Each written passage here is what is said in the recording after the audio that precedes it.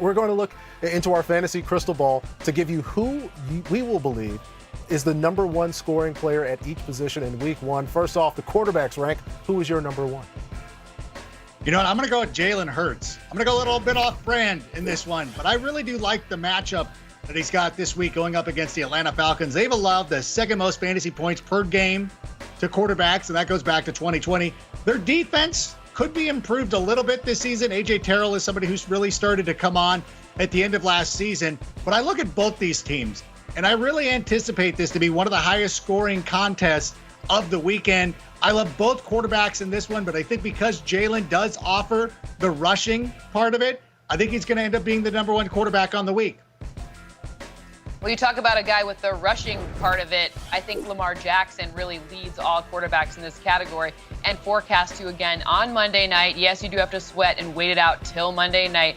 But against this Raiders defense, and the Raiders defense who hasn't been very good or promising at bringing pressure, also been a little susceptible to the run too. So in this situation, the only limiting factor could be not as high of a score as possible. But I definitely think that the Ravens are going to go out and have a big outing for Lamar Jackson. Yeah, there's a trend. We're going after running quarterbacks, and I'm going to keep it going with Kyler Murray here. He gives you such a safe floor and a really high ceiling due to what he could do with his legs. And the Cardinals upgraded their passing weapons, which means we could get an uptick in his passing numbers.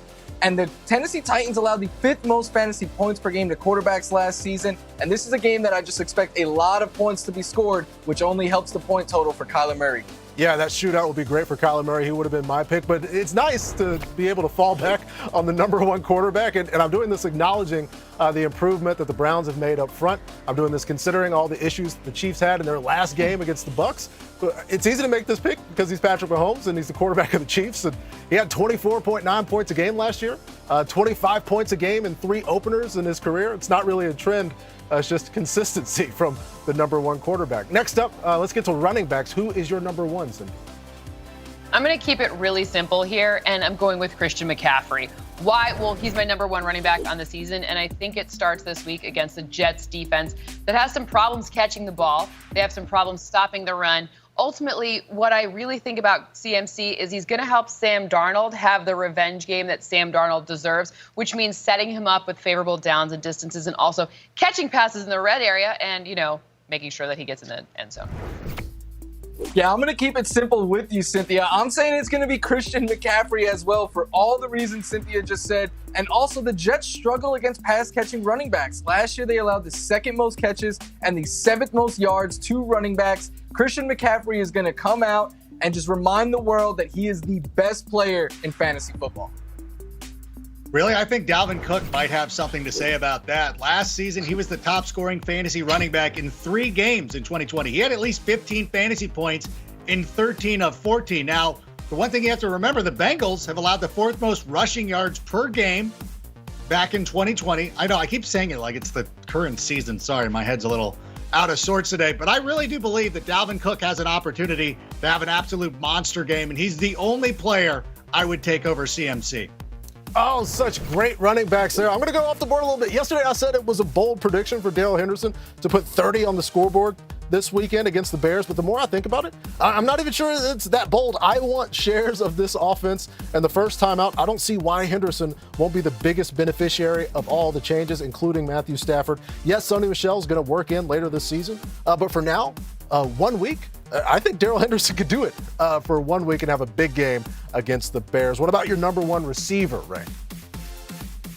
Are you not going to come on camera to see my face and my disapproving scowl? I'm going to go with Calvin Ridley. No, it's okay. It's too late now. The moment's passed. The moment's passed, everybody. I'm going to talk about Calvin Ridley instead. Thank you, though, anyways. I appreciate you. You know what? Again, I'm going to go back to this game between the Falcons and the Eagles as being one of the highest scoring games on the weekend. I really do believe that Calvin Ridley is going to be the number one wide receiver on the entire year. And it might seem weird. You might be like, but Rank, Julio's not there. Like, yeah, Calvin was a better receiver last season when Julio wasn't on the field. So I've got all sorts of shares of Calvin Ridley, and I'm going to start enjoying it right here in week 1 against the Eagles. Yeah, I was going to pick Calvin Ridley to be the number 1 wide receiver until Rank sniped me. It's him taking Austin Eckler ahead of me in every draft we're in together all over again. But I'm going to pivot and just go with Tyreek Hill. You heard Patrick say Patrick Mahomes is the best quarterback in football. We know he is. He's going to get the ball to Tyreek Hill plenty. And when the Chiefs and Browns met in the playoffs last year, Hill went off for 10 targets, 8 catches, and 110 yards, good for nearly 20 fantasy points. And the Browns also allowed the 8th most fantasy points to receivers last year. He's Tyreek Hill in a good matchup. It's going to be him. You talk about a guy that targets his receiver plenty. No one targeted their receiver more than Aaron Rodgers did Davante Adams last season. That 30% target share paced the league. The interesting part here is I think it forecasts to, again, pace the league. And remember, sometimes Davante Adams, we forget that he's really, really good out of the slot. And if you look to see one area that did change with the Saints defense, and it is a great Saints defense, it was they kind of got a downgrade in slot corner situation going on, which means that's a great opportunity to exploit a mismatch with a guy who's super reliable. So for me, it doesn't get better than Davante Adams this week. Yeah, great matchup for Davante. But I'm going to say the number 1 wideout this week is on Thursday night. And Rank already told you that Mike Evans with Chris Godwin out is north of 20 points per game. It's been a quiet offseason for the Bucs number 1 after a touchdown-loaded 2020. The man is playing a lot on Thursday. He averages over 18 points per game on that day if you like day stats. Sure, the Dallas defense is going to be better than 2020. They can be better by simply walking on the field on Thursday. I think I really like Mike Evans on Thursday night. But let's get to the tight ends. Who's your number 1 tight end, Florio? I mean, is this even a question? It is Travis Kelce. This guy finished as the top scoring fantasy tight end 5 different times last year. And when the Chiefs played the Browns in the playoffs, he went off. He had 10 targets, 8 catches, 109 yards, and a touchdown. Good for nearly 25 fantasy points. If he could have a repeat performance like that, he will be a lock to be the tight end 1 this week. You know what? I really like that pick. And I'm with you. I would have taken Travis Kelce, but I wanted to mix it up a little bit. I'm going to say Jonnu Smith. I think this is a perfect opportunity. Like, this is a perfect Patriots opportunity where we have Cam Newton gone. That means the running backs are going to get opportunities near the goal line. So what is Mac Jones going to do? He's going to throw 2 touchdowns to Jonnu Smith, because I've seen this movie way too many times to know how this is going to go. Last season, 17 red zone targets. I think he's going to match that again this year for the Patriots. So obviously Kelce's number 1, but I'm going to go with Jonnu. Yeah, in terms of the movie, it's a replay. We all want Travis Kelce, but I think Darren Waller is the number 1 option for the Raiders, and it's not even close. I don't even think it'd be that wild to suggest his 26% target share could actually go up this season. He had more catches last season than any tight end that's not named Travis Kelce. I would like to have Darren Waller on Monday night against Baltimore.